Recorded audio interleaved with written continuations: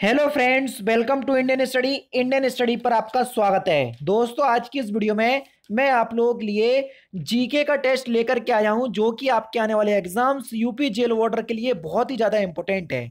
आप सभी लोग जानते हैं एग्जाम आपका 19 और 20 दिसंबर को होना है, और आपका ये एग्जाम जो है वो कंफर्म भी हो गया है। यानी कि अब किसी भी तरह की शंका नहीं बची हुई है कि एग्जाम एक और बार पोस्टपोन्ड होगा। अब आपका एग्जाम पोस्टपोन्ड होने से नहीं रहा।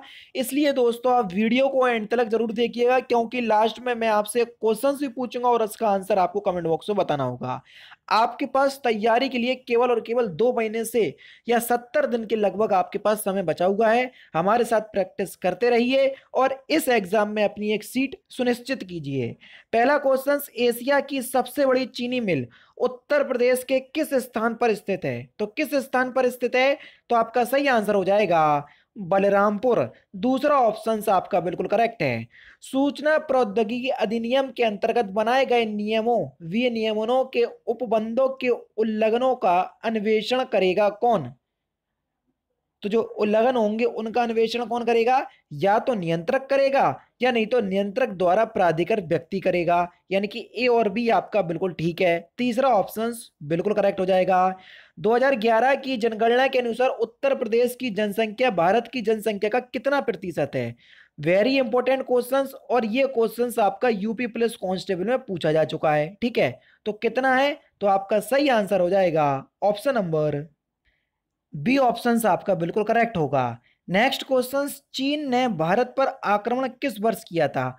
मोस्ट इंपोर्टेंट क्वेश्चंस, क्योंकि आप सभी लोग जानते हैं भारत और चाइना के जो संबंध हैं वो बहुत बेकार चल रहे हैं गलवान वैली को लेकर। तो भारत ने या चीन ने भारत पर आक्रमण कब किया था? 1962 में। चौथा ऑप्शन आपका बिल्कुल करेक्ट हो जाएगा। एस अश्व शक्ति यानी कि 1 horse power is equal to, यानी कि एक अश्व शक्ति में कितने वाट होते हैं? तो आप सभी लोग जानते हैं 746 वाट। यानी कि इस क्वेश्चन का तीसरा ऑप्शन करेक्ट। निम्नलिखित में से सबसे अधिक प्रोटीन आपको किससे मिलेगा?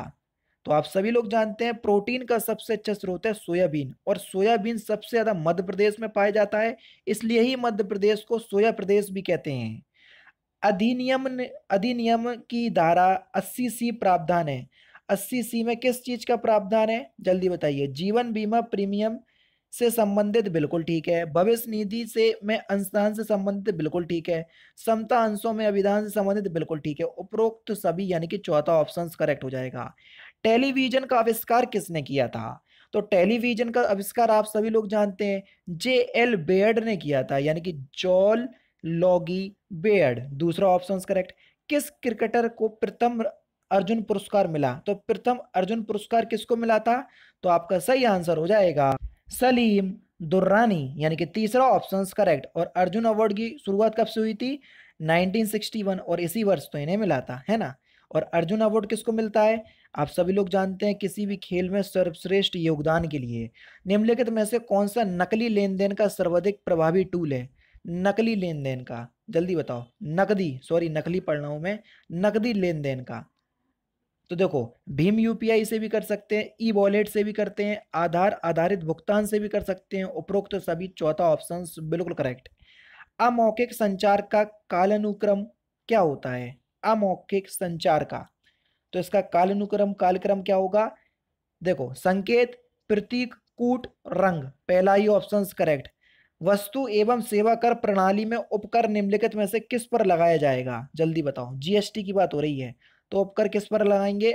आपूर्ति के कर योग मूल्य पर। पहला ऑप्शन करेक्ट। किस खेल के लिए सबसे बड़े मैदान की आवश्यकता होती है? जल्दी बताओ, इंपोर्टेंट क्वेश्चंस। किस खेल के लिए सबसे बड़े मैदान की आवश्यकता होती है? पोलो के खेल के लिए। चौथा ऑप्शन करेक्ट। राष्ट्रीय मानवाधिकार आयोग के गठन की प्रक्रिया का वर्णन है कौन से धारा में? जल्दी बताओ। तो कौन सी धारा में है? धारा 3 से 11। दूसरा ऑप्शन बिल्कुल करेक्ट हो जाएगा। नेक्स्ट क्वेश्चन आपके सामने, कि निम्नलिखित में से कौन सा राज्य का नीति निर्देशक तत्व है? जल्दी बताओ, कौन सा राज्य का नीति निर्देशक तत्व है? तो आपका जो सही आंसर हो जाएगा वह हो जाएगा शिक्षा का अधिकार। सही है, बताओ भैया। शिक्षा का अधिकार तो मूल अधिकार है, आप सभी लोग जानते हैं, है ना। मृत्यु का अधिकार, इसको हटा दो, ठीक है। क्योंकि राइट टू प्राइवेसी जो है ये भी आपका मूल अधिकार में जोड़ा गया है अनुच्छेद 21 के तहत। उसमें कई भाग हैं। उच्चतम न्यायालय में याचिका दाखिल करने का अधिकार, ये तो राज्य के नीति निर्धारक तत्व में भी शामिल नहीं है, मूल अधिकार में भी शामिल नहीं है। ठीक है। ग्राम पंचायतों का गठन ये अनुच्छेद 40 में है। और राज्य के नीति निर्देश तत्व कहाँ से कहाँ तक है? 35 से 51 तक। तो 40 जो है इसी के बीच में आ गया, इसलिए चौथा ऑप्शन आपका बिल्कुल करेक्ट हो जाएगा। समझ रहे ना? तो इस तरीके से अगर आपने संविधान यानी कि कॉन्स्टिट्यूशन को अच्छे से पढ़ा है तो आप ऐसे क्वेश्चंस के आंसर दे सकेंगे। भारत में पहला लोकायुक्त किस राज्य में नियुक्त हुआ? तो भारत में पहला लोकायुक्त किस राज्य में नियुक्त हुआ? तो आपका सही आंसर हो जाएगा राजस्थान। प्रथम स्पीकर जिनके विरुद्ध लोकसभा में अविश्वास का प्रस्ताव लाया गया था, तो वे कौन थे? तो आपका सही आंसर हो जाएगा जीवी मावलकर। दूसरा ही ऑप्शन आपका बिल्कुल क्या हो जाएगा? करेक्ट हो जाएगा। संविधान के किस अनुच्छेद के अंतर्गत धन विधेयक को परिभाषित किया गया है? तो धन विधेयक को किस अनुच्छेद के तहत परिभाषित किया गया है? तो आपका सही आंसर हो जाएगा ऑप्शन नंबर बी, अनुच्छेद 110।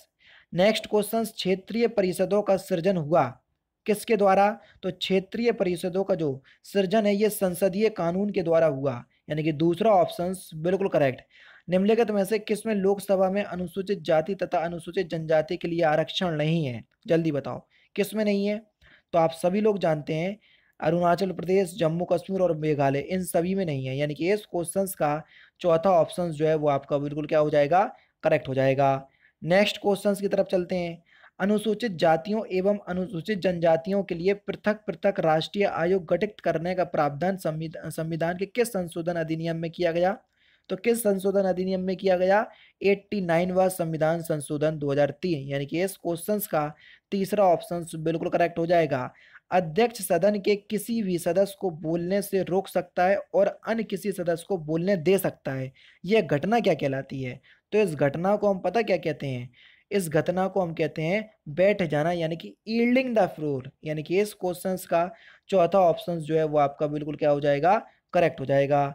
नेक्स्ट क्वेश्चन से आपका कि भारत के महान्यायवादी के विषय में निम्नलिखित कथनों पर विचार कीजिए। आपको बताना है कि भारत के महान्यायवादी के लिए कौन सा कथन जो है वो सही है।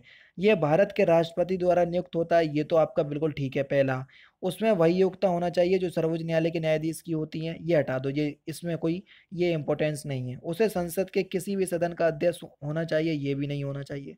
संसद द्वारा महाभियोग लगाकर उसे हटाया जा सकता है, ये भी आपका गलत है। ठीक है। लेकिन हाँ, पहला जो है वो बिल्कुल ठीक है और इसमें वही योग्यता होनी चाहिए जो सर्वोच्च न्यायालय के न्यायाधीश में होती है, तो ये भी आपका बिल्कुल ठीक होगा। ठीक है। तो आपका सही आंसर हो जाएगा ऑप्शन नंबर ए, यानी कि पहला ऑप्शन जो है वो आपका बिल्कुल क्या होगा? करेक्ट होगा। तीसरा और चौथा जो है वो आपका गलत होगा। निम्नलिखित अधिकारियों पर विचार कीजिए। जल्दी बताओ, निम्नलिखित अधिकारियों पर विचार कीजिए और इनको सही अनुक्रम में लगाना है। तो देखो, सबसे पहले होगा आपका कौन?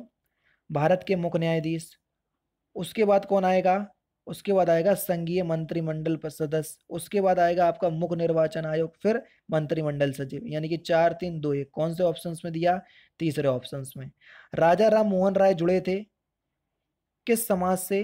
तो आज सभी लोग जानते हैं कि राजा राम मोहन राय ने किस समाज की स्थापना की? ब्रह्म समाज की स्थापना। पहला ही ऑप्शन करेक्ट। न्यायमूर्ति रनाडे जुड़े थे, जल्दी बताओ किस समाज से?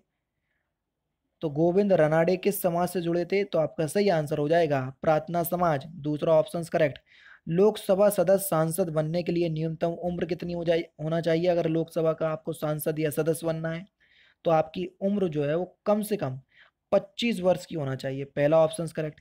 संसद का ऊपरी सदन कौन सा होता है? तो आप सभी लोग जानते हैं कि संसद का जो ऊपरी सदन होता है उसको कहते हैं हम राज्यसभा, और निम्न सदन को कहते हैं लोकसभा। ठीक है ना?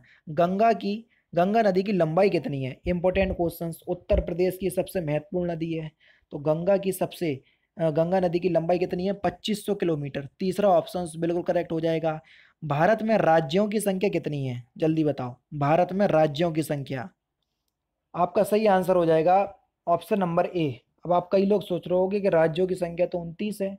अरे मेरे प्यारे बच्चे, जब तेलंगाना 29वां राज्य बना था तब जम्मू कश्मीर भी भारत का एक राज्य था, लेकिन प्रेजेंट टाइम में जम्मू कश्मीर जो है वो यूटी हो गया, यानी कि यूनियन टेरिटरी, केंद्र शासित प्रदेश हो गया। तो अब वो उसको जो राज्य का दर्जा मिला हुआ था वो हट जाएगा, केंद्र शासित प्रदेश में वो गिना जाएगा। ठीक है, तो यानी कि राज्यों में एक कम हुआ, 29 में से एक कम हुआ तो राज्यों की संख्या हो गई 28। अब आप सोच रहे होगे सर यूटी तो आपके 8 थे, तो आप अब आपके यूटी जो थे वो 7 थे तो 8 हो गए होंगे। नहीं भैया, यूटी जो है वो 9 हो गए थे। क्यों हो गए थे? क्योंकि जम्मू कश्मीर और लद्दाख दो अलग राज्य बने थे। लेकिन प्रेजेंट टाइम में यूटी यानी कि केंद्र शासित प्रदेशों की संख्या है 8। तो आप बोलोगे सर 8 क्यों है? क्योंकि भैया दादरा नागर हवेली का जो विलय है वो दमन व दीप में हो गया। समझ रहे? तो इस तरीके से, या दमन व द्वीप का विलय दादरा नागर हवेली में हो गया। ठीक है, तो ये सारे आपके जो पॉइंट है पता होना चाहिए। कौन सा भारतीय संस्थान अंतरिक्ष अनुसंधान का कार्य करता है? तो कौन करता है भारतीय संस्थान? तो इसरो है वो तो, यानी कि चौथा ऑप्शन जो है वो आपका बिल्कुल क्या हो जाएगा, करेक्ट हो जाएगा। किस नदी में गंगा नदी ब्रह्मपुत्र नदी से मिलती है? किस देश में गंगा नदी ब्रह्मपुत्र नदी से मिलती है? तो किस देश में मिलती है? बांग्लादेश में मिलती है। तीसरा ऑप्शन बिल्कुल करेक्ट। फतेहपुर सीकरी का नींव किसने डाली? जल्दी बताओ, फतेहपुर सीकरी की जो नींव है वो किसने डाली? तो देखो, फतेहपुर सीकरी का जो निर्माण है ये अकबर ने किया था, यानी कि इस क्वेश्चन का दूसरा ऑप्शन बिल्कुल करेक्ट। असम का प्रमुख त्योहार कौन सा है? जल्दी बताओ, असम का। तो बिहू जो है ये असम का प्रमुख त्योहार है, यानी कि इस क्वेश्चन का पहला ऑप्शन करेक्ट हो जाएगा। ठीक है, गणेश चतुर्थी महाराष्ट्र का हो जाएगा, ओणम केरल का हो जाएगा, गाना गोरा मुझे ध्यान नहीं आ रहा, नहीं तो बता देता। फिल इन द ब्लैंक से कम उम्र के श्रमिकों को बाल श्रमिक कहा जाता है। जिनकी आयु 14 वर्ष से कम है उनको हम बाल श्रमिक की कैटेगरी में रखते हैं, यानी कि इस क्वेश्चन का तीसरा ऑप्शन करेक्ट। निम्नलिखित में से किस उत्पाद को खरीदते समय समाप्ति समाप्ति तिथि की जांच करना कम महत्वपूर्ण है? जल्दी बताओ। खाद्य उत्पाद को आप खरीदोगे तो सबसे पहले यही देखोगे, औषधि में आप यही देखोगे, दुग्ध उत्पादन में भी आप यही देखोगे, बर्तन में देखोगे क्या कि इसकी एक्सपायरी डेट कब है? बर्तन जब तक चल जाए तब तक अच्छे हैं। तो तीसरा ऑप्शन करेक्ट। अमरनाथ की गुफाएं कहाँ स्थित हैं? तो इस क्वेश्चन का आंसर आप मुझे कमेंट बॉक्स में बताएंगे कि अमरनाथ की गुफाएं किस राज्य में हैं। तो दोस्तों ये थे आपका इम्पोर्टेंट टेस्ट जीके का, और ये जो टेस्ट है वो नए पैटर्न पर आधारित था, जिसमें यूपी जीके लगभग आप लोगों की थोड़ी सी, आप लोगों को संविधान अधिकतर देखने को मिलेगा, क्योंकि जो पुलिस के एग्जाम होते हैं उसमें कॉन्स्टिट्यूशन के ज़्यादा क्वेश्चंस पूछे जाते हैं। तो यही सेट पेपर में आपका यही हाल था। ठीक है, तो आप लोग ईमानदारी के साथ बताना कि आपके कितने नंबर आए। साथ ही साथ वीडियो अच्छी लगे तो वीडियो को 500 लाइक तक जरूर पहुंचाना। ठीक है, तो दोस्तों फिलहाल की वीडियो में सिर्फ इतना ही। अगर आपको वीडियो पसंद आए तो प्लीज़ दोस्तों वीडियो को लाइक कीजिए, शेयर कीजिए, और साथ ही साथ हमारे चैनल को सब्सक्राइब करना ना भूलें, क्योंकि मैं रोजाना इसी तरह की वीडियोस आप लोगों के लिए लाता रहता हूँ। नमस्कार दोस्तों, जय हिंद, जय भारत।